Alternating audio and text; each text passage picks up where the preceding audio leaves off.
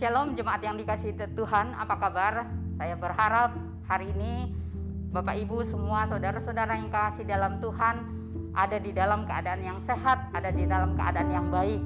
Bapak Ibu, hari ini kita akan bersama-sama mendengarkan satu renungan singkat tentang kasih. Saudara, saya akan mengalaskan renungan ini dari 1 Yohanes 3 ayat 16. Demikianlah kita ketahui kasih Kristus, yaitu bahwa Ia telah menyerahkan nyawanya untuk kita. Jadi kita pun wajib menyerahkan nyawa kita untuk saudara-saudara kita. Saudara yang dikasihi dalam Tuhan, Bapak Ibu yang terkasih, berbicara tentang kasih, ini adalah satu hal yang lazim, yang bukan hal baru lagi tentang ketika kita berbicara tentang kasih. Tetapi Bapak Ibu, hari ini kita belajar satu hal, bahwa kasih yang kita lakukan, kasih yang kita berikan harus seperti kasih Kristus. Dikatakan bahwa kita pun wajib menyerahkan nyawa kita untuk saudara-saudara kita. Berbicara tentang kasih, ada banyak ayat yang menceritakan, yang mengajarkan bagaimana seharusnya kita mengasihi, bagaimana seharusnya kita menyatakan kasih kepada orang lain, kepada saudara-saudara kita, bahkan kepada orang yang kita tidak kenal sekalipun. Namun Bapak Ibu, pada kenyataannya, di dalam penerapannya, kita seringkali memiliki alasan, memiliki pertimbangan. Saya mau mengasihi dia atau tidak, saya mau menolong dia atau tidak. Itu pertimbangan-pertimbangan kita. Kenapa Bapak Ibu Saudara? Karena kita merasa kita kurang dekat dengan dia, kita tidak mengenal dia dengan baik. Kalau saya melakukan sesuatu kepada dia, nanti mungkin ada tanggapan-tanggapan yang tidak enak kita dengarkan. Bapak Ibu sekali lagi yang dikasihi dalam Tuhan, seharusnya ketika kita mengaku bahwa Yesus adalah Tuhan bagi kita, bahwa kita adalah murid Kristus, seharusnya kasih itu melekat di dalam diri kita. Artinya kasih itu menjadi ciri daripada kehidupan kita.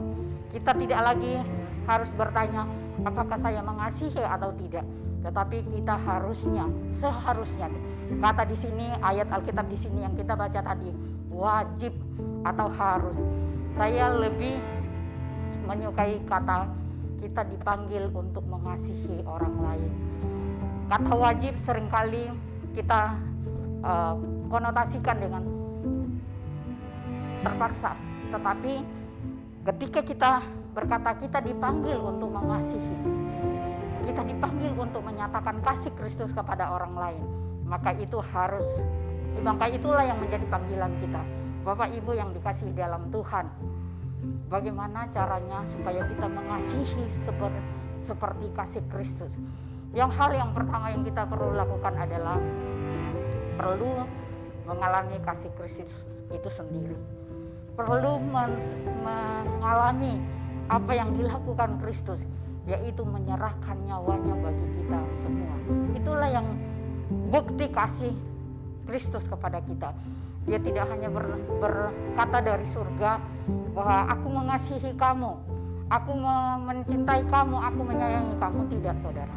Tapi dia datang ke dalam dunia ini, bukan hanya datang, tetapi dia naik ke atas kayu salib untuk membuktikan bahwa dia sangat mengasihi kita. Hal yang kedua yang kita perlu lakukan adalah kita harus terus ada di dalam dia.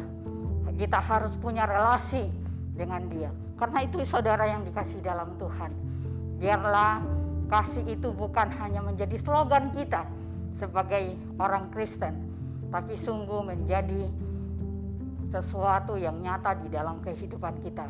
Kita mengasihi orang lain bukan karena kita mengasihi seseorang, kita mengasihi saudara kita, bukan supaya kita diakui, kita dipuji, tetapi sekali lagi kita mengasihi orang lain karena Kristus terlebih dahulu mengasihi kita. Demikianlah renungan yang kita bisa renungkan hari ini. Kiranya kasih itu terus melekat di dalam diri kita dan dirasakan oleh semua orang. Amin. Tuhan memberkati kita sekalian.